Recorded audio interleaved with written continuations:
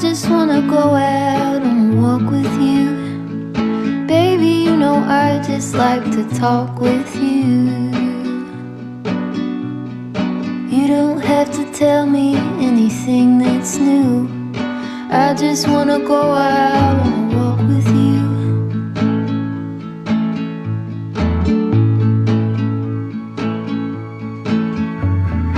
I just wanna see your shadow next to mine, sailing over pavement with our two outlines. I like to see the shape you're in from time to time. I just wanna see your shadow next to mine.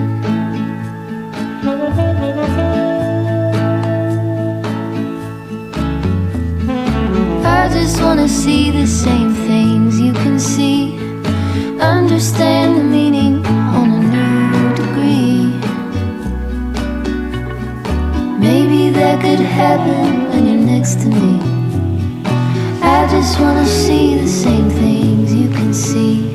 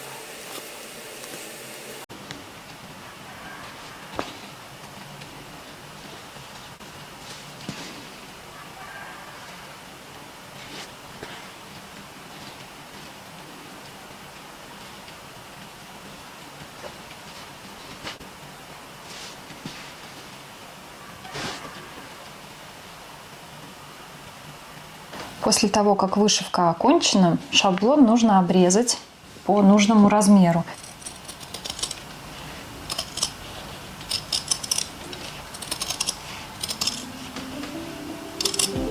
Прогладить эту деталь нужно будет сначала пополам, чтобы получить центральную линию.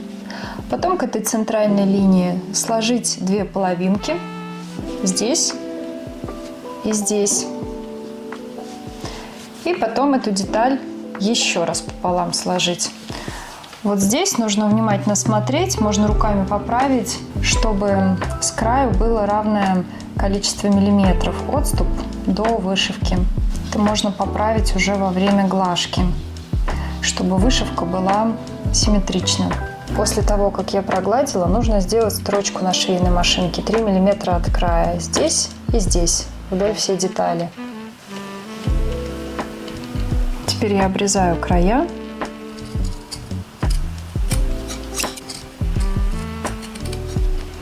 Вот такой ремешок получается.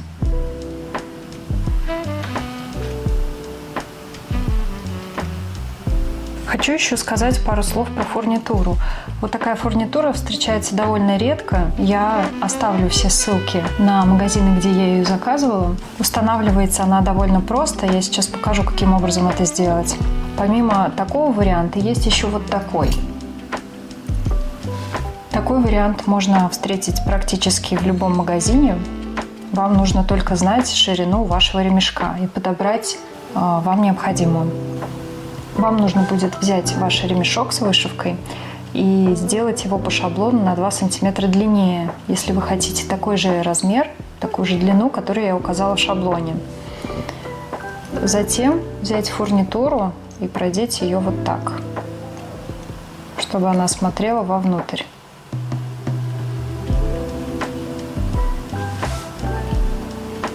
И потом прошить здесь 1 см от края на машинке. Я это заколю сейчас булавкой.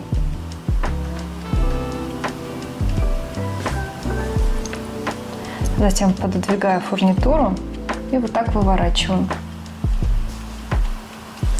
И затем прошить здесь еще раз.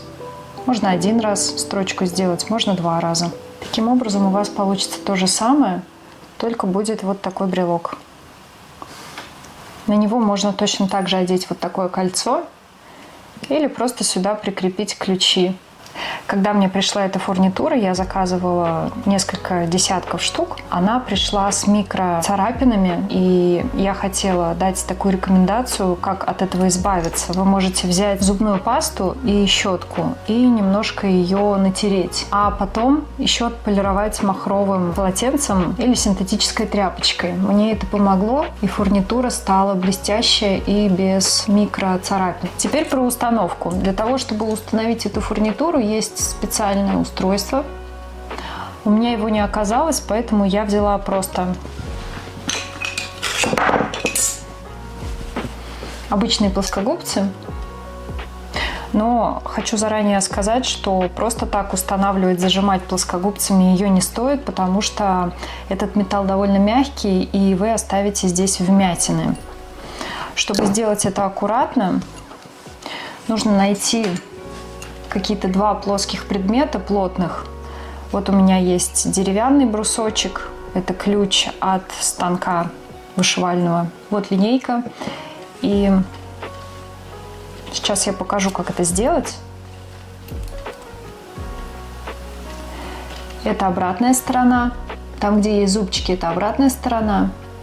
Где гладко, это лицевая. Нужно сложить эти 2 края вместе. И я советую здесь либо проклеить, либо еще раз прошить, чтобы во время установки у вас вот эти ремешочки не съехали. Я для того, чтобы это сделать быстрее, сейчас здесь проклею. У меня вот такой момент кристалл. Вы можете использовать любой прозрачный клей, который не оставляет потом следов.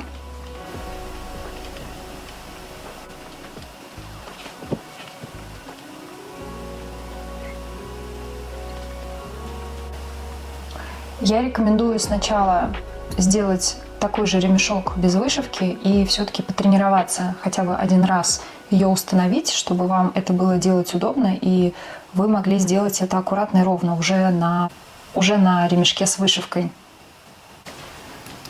Для начала я ее здесь фиксирую, просто зажимаю руками, устанавливая на то место, где она должна стоять. Металл не сильно жесткий, это можно сделать рукой. Чуть-чуть я ее придавливаю. Вот, оно встало на нужное место. Я проверяю с одной стороны и с другой. А только после этого я подкладываю какие-то предметы, без разницы какие, просто чтобы они были металлические или деревянные, какие вам удобно. Но у меня что было под рукой, то я и взяла. Вот так я зажимаю, и теперь уже могу сделать это плоскогубцами. С одной стороны и с другой.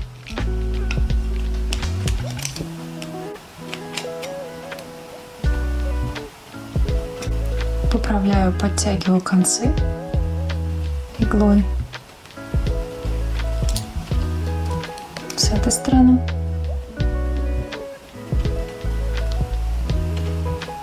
Зажимаю еще раз. Так можно сделать несколько раз, чтобы фиксация была надежна в этом месте и она потом не оторвалась.